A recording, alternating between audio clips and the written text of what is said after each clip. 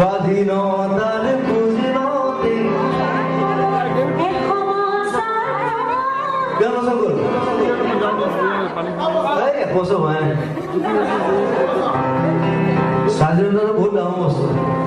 এটা 500 বছৰ লাগিব